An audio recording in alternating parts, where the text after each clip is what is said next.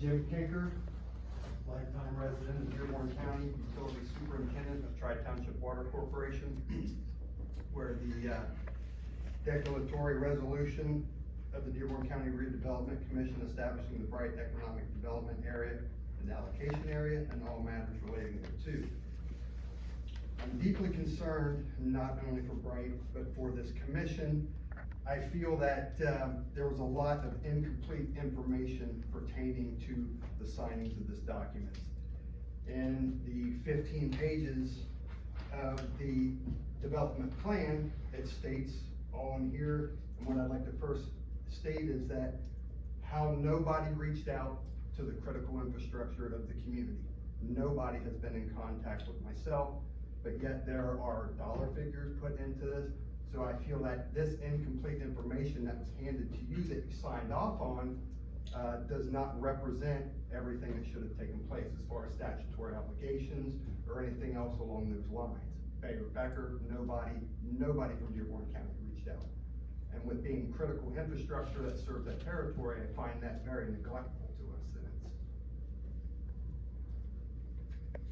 Well, I'll just say, so the final action establishing the TIF district was done by redevelopment, and Indiana statutes there's usually a process in place where you can appeal decisions of board decisions, and those appeals are made to circuit or superior courts.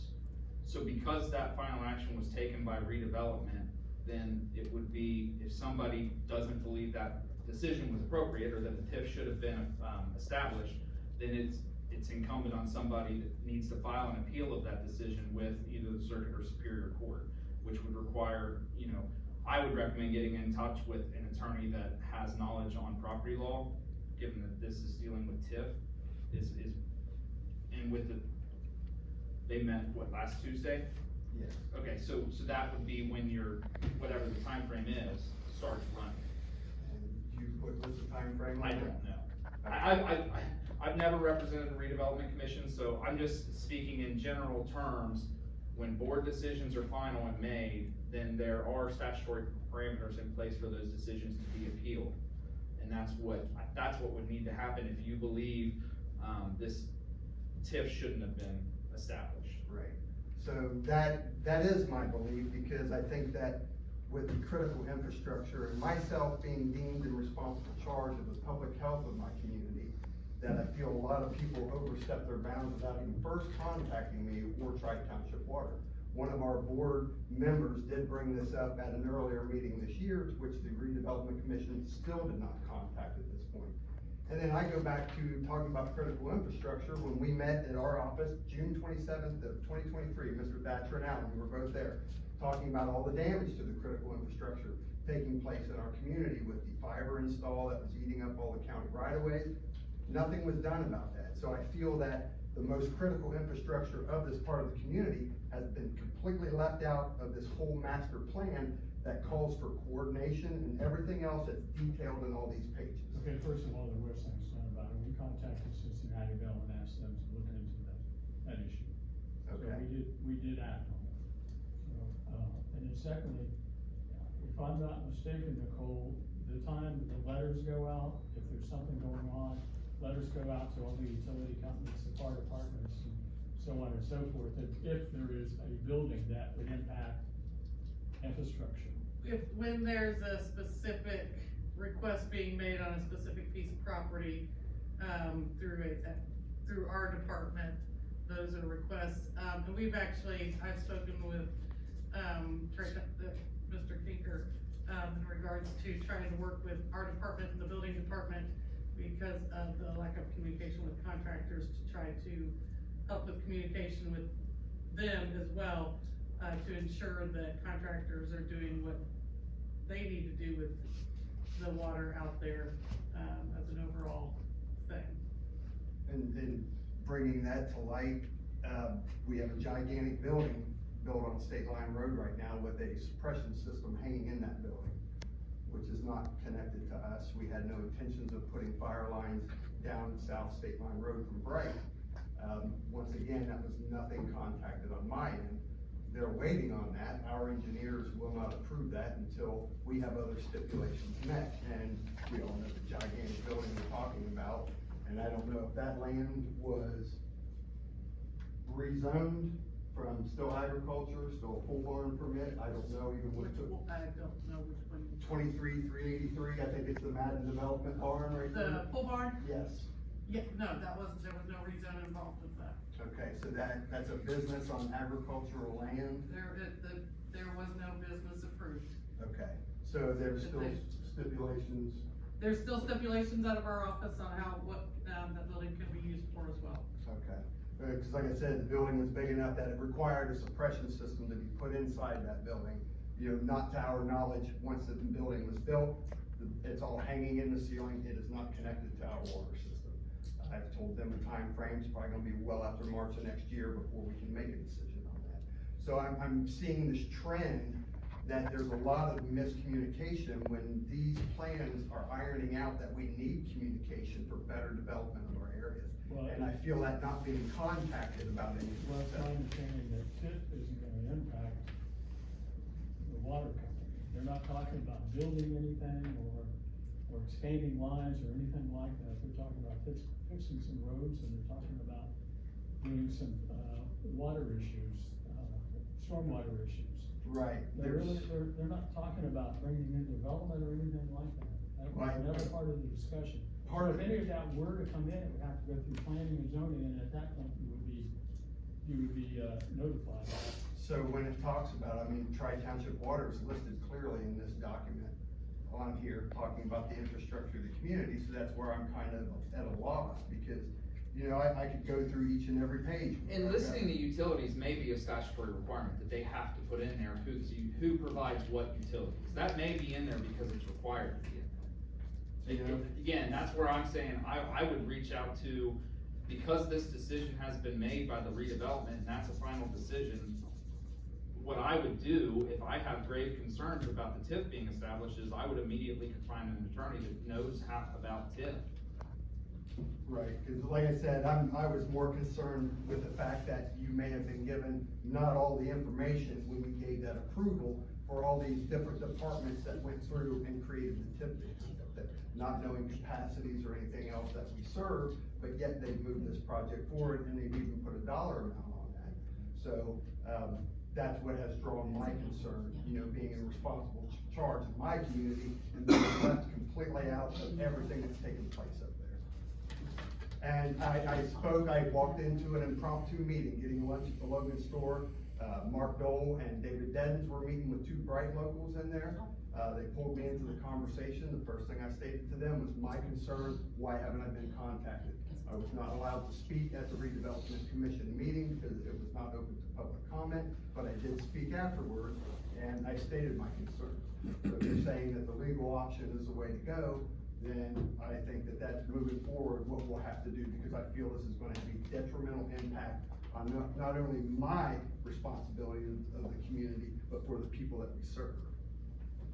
So, like I said, I was just concerned for the commission not getting the full information of what was going on here. Like I said, 13 out of 15 pages of this document that either you all read or everybody read before they made your decision. You know, according to all the people that signed this document as well, which is the document that was recorded on the 9th of January, or 9th of July. It talks about water, sewer, storm water, including water, all the improvements, adequate utility services. Nobody contacted to make sure there was even adequate service. I think Mr. Biden was to explain that perhaps that legally had to be present in that document. To my knowledge, there's no impact to you as far as the citizens. So where did you get knowledge that there's no impact to our system? Well, because of what they've said they indicate they wanna do. They're not talking about businesses or anything like that, or building anything. They're talking about fixing some infrastructure. Professional road is not up to grade. There's a stormwater issue there. They'd like to do maybe some sidewalks that go up to the park, some things like that. So I think that in the designation of the economic area, it states differently that, this is to attract major businesses. They have to meet the criteria of gainful employment for the community. You know, all of that stuff can't happen. And I think all we've said is that if anything like that would ever come about, to be put in writing, that you would be contacted by planning and zoning, that facility was there, and you would be asked if you could provide the capacity or not. Am I not Is that not true, Nicole? Yes. If I could just, actually, also with the Bright TIF District, just as far as my understanding of it with our department as well with that, because that did get through plan commission. And the way that I described it in front of plan commission, because this is how I see it, your non-typical TIF district. So your normal TIF districts, when you're looking at it, you're looking at vacant ground. You're looking at an area that a county or a community wants to bring in, whether it be commercial or industrial development. So they do look at all that infrastructure, because one example would be the West Harrison TIF district. That initially was vacant ground. That is to try to bring in bigger businesses into the county for tax base. This TIF district was taking an existing business area with limited vacant ground to try to establish funds that will help that area. Because any funds that are generated in that area have to be spent in that area. So, they recognize that this area, to be a good part of Dearborn County, is to improve the roads, the infrastructure, the drainage that is in this area. So that was one of the key points in looking at this area as a TIF district. So I always described it as a kind of a backwards way to do a TIF district, because it is already it's a growth area that maybe grew too fast for itself in the 80s and 90s. So in light of saying like the other building being served down there, several other issues I could bring up, don't wanna waste any more time, because we've had another house that was given a building permit, we didn't even have water at that location. So that's what prompted me when I came down to the building department, first time I spoke to Nicole down there, because I was wondering why there was no communication between the county and the critical infrastructure. So these are just problems that are getting stacked on top of each other. So I just wanna make sure that everybody's on the same page when it comes to any of the development in that area. I'm not anti-development at all. I'm just looking at being left in the loop, because I have a big responsibility to be met for the state of Indiana and the Department of Homeland Security. I take all of this stuff very seriously, and when people are coming in trying to move these things without any type of authorization, but yet there's a building permit issued, a house under roof, and they wanna know how to get water there. So those are the problems I've been dealing with, so I just wanna make sure that. But houses are different, because houses do not need public water. Well, but I mean, they were given a building permit. They were given permits, but if they don't do their research on what kind of water, because we do permits for houses on cisterns all the time. Right. So whether they tell us it's a cistern or public water, it's still we're looking at, like planning and zoning is looking at it as a means of what their setbacks and everything else. Now, as far as with their cistern or water, that's up to them to decide which kind of facility they want to go with. Right. And there's also a difference between building permit and certificate of occupancy. Right. So this one pertained to a lot, to where my answer that I got from, I believe, the surveyor, was that they assumed that there was water there because it was in a subdivision, but it wasn't in a subdivision, never part of a subdivision, outside of it where the county had a right of way out of that subdivision to this big piece of land. So, like I said, there's a lot of things when I believe it comes to critical infrastructure that we're kind of failing when it talks about coordination in all these documents. And all I'm asking for is a little bit of coordination. So I just wanted to present my concerns to you, the commissioners, because like I said, there's a lot of information I found in here, so it looks like my only route is legal counsel moving forward.